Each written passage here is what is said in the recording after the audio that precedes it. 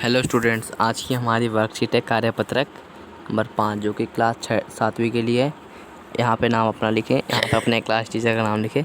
8 अक्टूबर 2020 के लिए वर्कशीट है। विषय हिंदी दादी माँ। चलिए वर्कशीट को शुरू करते हैं। तो हमारा वर्कशीट शुरू होता है अब। प्यारे बच्चों, इस बार जो पाठ हम पढ़ने जा रहे हैं उसका नाम है दादी माँ। नाम से ही आप समझ गए होंगे कि लेखक अपनी दादी को याद करते हुए लिखते हैं कि उनकी दादी किस प्रकार सबका ख्याल रखती थी। आइए जाने हुए लेखक क्या कहते हैं और पूछे गए प्रश्नों के उत्तर दीजिए। तो यहाँ पे है, दादी माँ को एक गांव की 50 किस्म की दवाओं के नाम याद थे। गांव में कोई बीमार होता उसके पास पहुंचती और वहाँ भी वही काम, हाथ छूना, माथा छूना, पेट छूना, फिर भूत से लेकर मलेरिया, सरसाम, निमोनिया तक का अनुमान विश्वास के साथ सुनाती। महामारी के दिनों में रोज़ सवेरे उठकर स्नान के बाद लौंग और गुड़ मिश्रित जलधार गुग्गल और धूप सफाई को उसने सीख ले।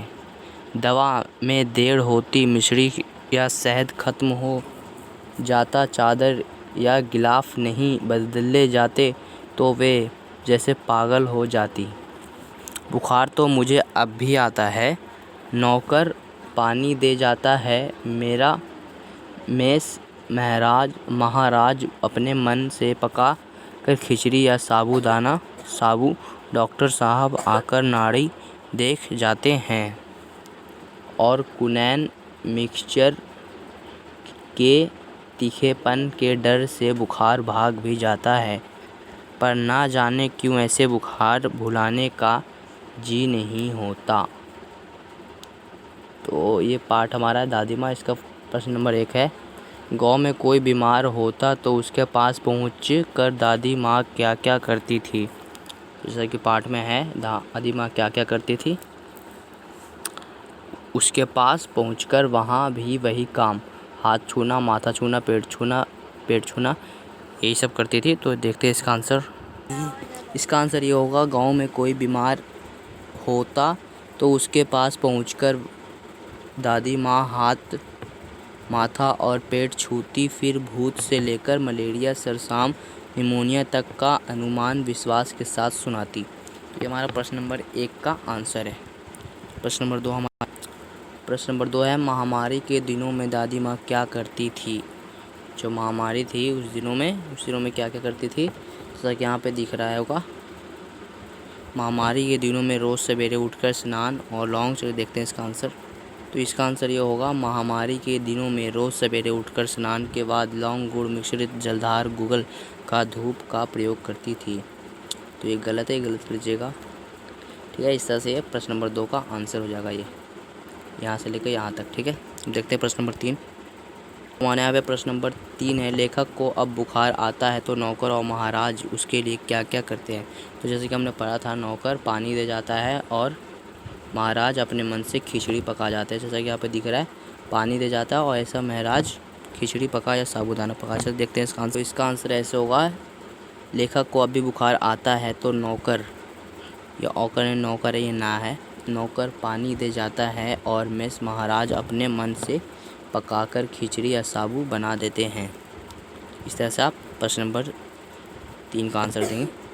और प्रश्न नंबर 4 है, दवा में देर होती, मिश्री या शहद खत्म हो जाता, चादर या गिलाफ नहीं बदले जाते तो वे जैसे पागल हो जाते। रेखांकित शब्द में किसके लिए प्रयोग किया जाता है। ये किसके लिए प्रयोग किया जाता है, दादी माँ के लिए। समझ गए, किसके लिए प्रयोग किया जाए, दादी माँ वे ऐसा क्यों करती थी। चलिए देखते हैं इसका आंसर। तो सबसे पहले तो लिखेगा कि ये रेखांकित शब्द दादी माँ के लिए प्रयोग किया गया है। इसके बाद क्योंकि वे साफ़ सफाई और दवाई का बहुत अधिक ध्यान, ये आधा धा आएगा, ध्यान रखती थी। ठीक है, ये जो ऊपर में उसके लिए उपयोग किया, किसके लिए, दादी माँ के लिए उपयोग किया गया है। फिर देखते हैं इसका प्रश्न नंबर 4। तो हमारा प्रश्न नंबर 5 है, इस समय कौन सी महामारी चल रही है। और उससे बचने के लिए हमें क्या क्या करना चाहिए। तो इस समय जो महामारी चल रही है जिसे कोरोना कहते हैं, उससे बचने के लिए हमें क्या क्या करना चाहिए, जैसे कि मास्क लगाना और समय समय पर हाथ धोना। देखते हैं इसका आंसर। तो इसका आंसर ये होगा, पहला, मास्क का प्रयोग करना आवश्यक करें, साफ़ सफाई का ध्यान रखें, सार्वजनिक स्थानों पर कम से कम 2 गज की दूरी बनाए रखें। सार्वजनिक जैसे कि ज़्यादा जगह में ज़्यादा लोग इकट्ठा हो जाते हैं तो वहाँ पे 2 गज की दूरी बनाए रखें। इससे आपका कोई इन्फेक्ट नहीं होगा, इससे आपको कोरोना नहीं होगा। ठीक है, ये सब हमें सावधानियाँ बरतनी चाहिए। तो आपने सब देख लिया है तो इस चैनल को सब्सक्राइब कर दीजिए और इस वीडियो को लाइक कर दीजिए। तो मिलते हैं अगले वर्कशीट में, तब तक के लिए गुड बाय।